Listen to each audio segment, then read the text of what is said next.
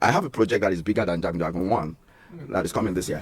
For me, ẹ já lọ síbi tí a ó ti wo jagunjagun apá kejì ẹ máa bá wa ká lọ. jagunjagun apá kejì ìròyìn ayọ̀ la mú wá fún gbogbo ẹ̀yin olólùfẹ́ wa tí ẹ̀ ń wò wá lọ́wọ́lọ́wọ́ pàápàá jùlọ ẹ̀yin tí ẹ̀ ń ṣáàṣì fún jagunjagun apá kejì jagunjagun part 2 lórí YouTube. Ẹ tètè súnmọ́ wa kẹ́ má bàa ṣe kíni kẹ́ má bàa máa waste data yín mọ́. Jagunjagun apá kejì òun la mú wá fún yín lónìí. Ẹ farabalẹ̀ kẹjájọ lọ sórí ètò. Gbogbo ẹ̀yin tẹ́ ẹ̀ ń ṣáàṣì fún jagunjagun apá kejì àánú yín ṣe mí tèmi ṣe Ọlọ́run nítorí pé kí ni ẹ lè rí wò báyìí lórí YouTube. Ìgbà wo lẹ máa rí jagunjagun apá kejì? Tẹ́ bá fẹ́ wo jagunjagun apá kejì ẹ wo subscribe button tẹ́ ẹ̀ ń wò lójú fún yìí.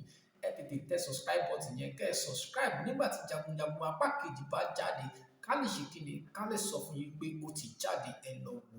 Ṣùgbọ́n lọ́wọ́lọ́wọ́ bí a ṣe ń bá yín sọ̀rọ̀ yìí jagunjagun apá kejì kò tí ì jáde sórí YouTube. Gbogbo fídíò tẹ́ ń wo ẹlòmíì kan máa rí jagunjagun apá kejì ó máa kílìkì ẹ̀ nígbà tó bá máa ṣe fídíò míì ló máa ṣe kíni ló máa gbé wá fún. Nítorí ẹ̀ làwọn Àṣeyọrí TV ṣe wà níkànnì yìí lónìí láti ṣe kíni láti fún yín tán wípé tí jagunjagun apá kejì bá ti ń jáde a ó máa sọ fún yín ẹ lọ máa wò níbi tó ti yẹ kẹ́ ẹ wò. Fún ìdí èyí la ṣe ń sọ fún gbogbo ẹ̀yin olólùfẹ́ wa pàápàá jùlọ ìwọ tó ṣẹ̀ ń darapọ̀ mọ́ wa fún ìgbà àkọ́kọ́ wípé ṣe kíni tẹ subscribe button ẹ báyìí. Ẹ jáde wá lọ sí jagunjagun apá kejì ìgbà wo ló máa jáde kí ni àwọn ìwádìí tí a ṣe. Láìpẹ́ láì jìnnà yìí bọ̀dá wa Fẹ́mi Adébáyọ̀ olólùfẹ́ wa wọ́n sọ nínú interview kan wípé àwọn olólùfẹ́ ń béèrè jagunjagun apá kejì wọ́n ní àwọn náà dé ti ṣetán láti fún wọn ní jagunjagun apá kejì back to back. Wọ́n lélẹ̀ ṣe máa ṣe kíni ó máa ní agbára ó máa ta lẹ́nu.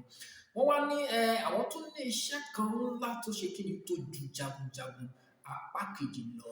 Bẹ́ẹ̀ ni wọ́n ní àwọn iṣẹ́ kan ńlá kan wọ́n pò papọ̀ bóyá wọ́n kọ script ẹ̀ lọ́wọ́ ni bóyá wọ́n screenplay lọ́wọ́ ni àmọ́ bọ̀ tí wọ́n ní iṣẹ́ ńlá wà lọ́wọ́ wọn tó ṣe kíni tó na jagunjagun pa. So iṣẹ́ méjì là ń retí láti ọwọ́ bọ̀dá Fẹ́mi Adébáyọ̀ jagunjagun apá kejì àti iṣẹ́ kan tí a ní dárúkọ ẹ̀. Ìwọ tó bá mọ orúkọ iṣẹ́ yẹn o lè drop ẹ̀ lórí kọ́mẹ́ǹtì wa tàbí ìwọ tó bá fẹ́ wo jagunjagun apá kejì tí wọ́n náà retí ṣe kíni kọ́mẹ́ǹtì sí abẹ́ fídíò yìí pé ó wà lára àwọn tí wọ́n ṣe kíni tí wọ́n fẹ́ wo jagunjagun apá kejì. So ní ọ̀sẹ̀ bíi mélòó kan bọ̀dá Fẹ́mi àti àwọn tíìmù wọn jáde lọ sí àwọn ìlú kan láti lọ ṣe kíni láti lọ ṣe excursion àbí kíni ká pè research láti lọ ṣe research ibi tí wọ́n máa lò fún àwọn sinimá ńlá méjì yìí tí ó ń bọ̀ láti ọwọ́ Fẹ́mi Adébáyọ̀ yìí. Wọ́n ti wà lẹ́nu iṣẹ́ náà ó ti tó bí oṣù bíi méjì tí wọ́n ti ń ṣe research yìí láti ṣe kíni láti gbé iṣẹ́ ńlá yìí wá fún gbogbo ẹ̀yin olólùfẹ́ wọn ìyẹn ẹ̀yin tí ẹ fẹ́ wo jagunjagun apá kejì.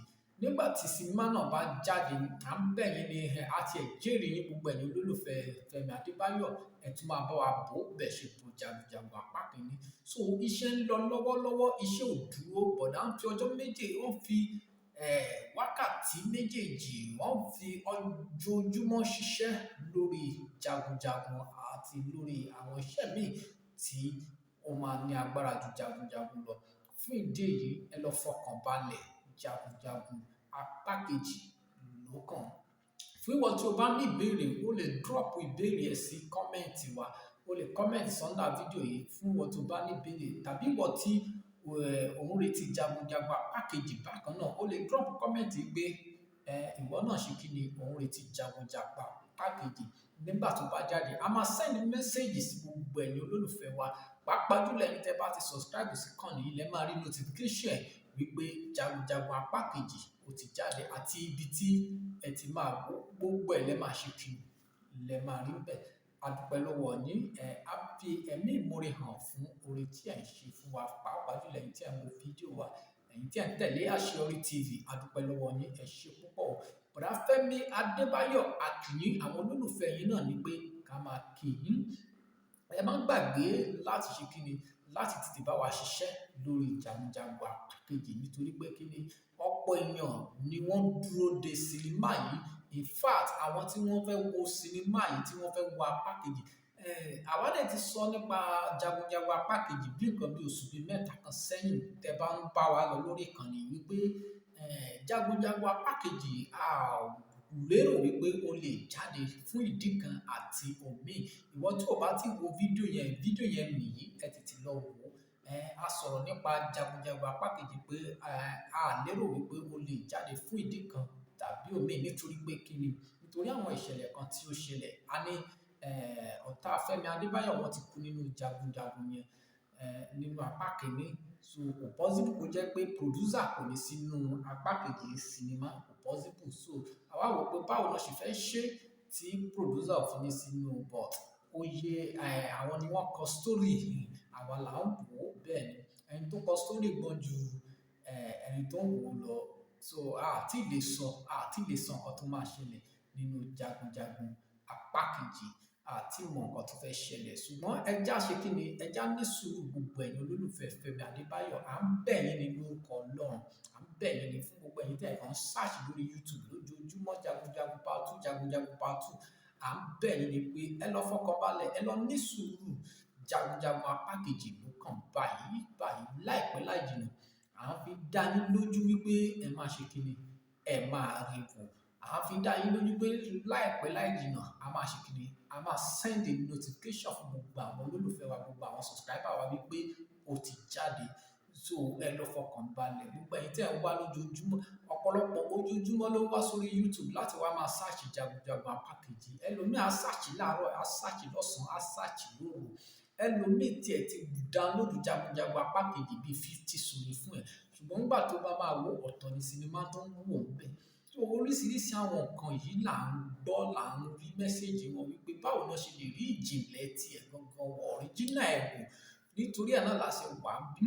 Lẹ́yìn tó bá ti wo fídíò ìwọ tó bá wù tó bá sa ìgbọ́ràn tó bá ṣe ń wá Jagunjagun apá kejì lórí YouTube ó kù ẹ́, ó kù àti dátà ẹ̀.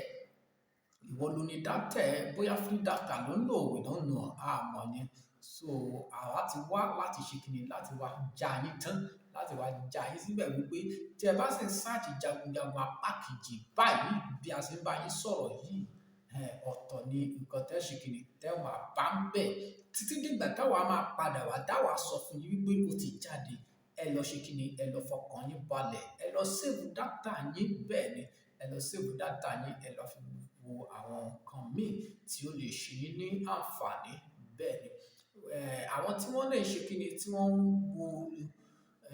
wọ́n wo Jagunjagun apá kìíní, a dúpẹ́ lọ́wọ́ yín fún ìfẹ́ tí ẹ fi hàn, tí ẹ fi wo sinimá yìí. Ẹ nífẹ̀ẹ́ bọ̀dá Fẹ́mi Adébáyọ̀ náà lẹ ṣe kí ni lẹ ṣe farabalẹ̀, lẹ ṣe wò débi pé ẹ tún wò pé ó yẹ kó ní apá kejì. Bí ẹ bá gbádùn apá kìíní, ẹ ní sọ pé ẹ fẹ́ wo apá kejì. Ó túmọ̀ sí wípé ẹ gbádùn apá kìíní sinimá yìí, lẹ ṣe sọ wípé ẹ fẹ́ wo apá kejì. A dúpẹ́ lọ́wọ́ yín. À ń gbẹnu bọ̀dá Fẹ́mi Adébáyọ̀ ń sọ fún yín pé ẹ ṣé gan ni. A dúpẹ́ lọ́wọ́ yín. Ẹ̀yin tẹ́lẹ̀ ti fi data yín wo sinimá míì tó jẹ́ pé ọ̀tọ̀ ni sinimá tẹ́ ẹ fẹ́ wò, ẹ wá lọ rí sinimá míì wò. À ń sọ fún yín pé ẹ má bínú, bẹ́ẹ̀ ni, ẹ má bínú, ẹ mọ́ra. Sinimá tẹ́ ẹ wò náà, ẹ gbádùn ẹ̀ náà ni sinimá ń jẹ́ kọ́kọ́ yàtọ̀ síra wọn ni. Nítorí ẹ̀ àwa ti là yín tán báyìí, a ti já yín tán báyìí, a ti fún yín tán báyìí. Lẹ́yìn eléyìí tí ẹ bá tún lọ ń wo Jagunjagun apá kejì lórí YouTube, ó kù yín, ó kù ẹ̀yin àti data yín nìyẹn. A máa lọ lénìí, a tún máa padà wá níjọ́ mi nígbà tá a mú àwọn sinimá míì wá. Tó bá ṣe ń darapọ̀ mọ́ wa nígbà àkọ́kọ́, ìkànnì yìí a máa ń gbé àwọn sinimá jáde lórí ìkànnì yìí. Bákan náà a máa ń sọ̀rọ̀ lórí àwọn sinimá Yorùbá àti àwọn sinimá tó ṣe kíni tó kọ́ni lọ́gbọ́n. Bákan náà a máa ń fi àwọn sinimá kan hàn fún àwọn olólùfẹ́ wa láàárín 3 days to 4 days. Ìyẹn sinimá tó bá jẹ́ sinimá tàbí Netflix irú Jagunjagun apá kìíní nígbà tó jáde, a fún yín láàárín 3 days kó tó di pé a tún yọ kúrò. Bákan náà House of God, a ó fún yín ní House of God láàárín 3 days kó tó di pé a tún máa ṣe kíni, a tún máa yọ kúrò. so àwọn tó láǹfààní àti jẹ̀gbádùn èyí ni àwọn subscriber wa. Nítorí ẹ̀ la ṣe ń sọ fún yín pé bó o bá subscribe sórí channel yìí á jẹ́ kó ṣe kíni o máa miss àwọn àǹfààní yìí. Tètè ṣe kíni, tètè tẹ subscribe button ẹ kó lè ṣe kíni, kó lè jẹ ìgbádùn ẹ̀. A máa lọ lónìí, a tún máa padà wá níjọ́ míì tá tún máa gbé oríṣiríṣi sinimá míì wá fún yín. Ẹ ṣé púpọ̀ tí ẹ darapọ̀ mọ́ wa lórí ìkànnì yìí, Àṣeyọrí TV. Thank you. God bless you. Bye for now. Ó dàbọ̀.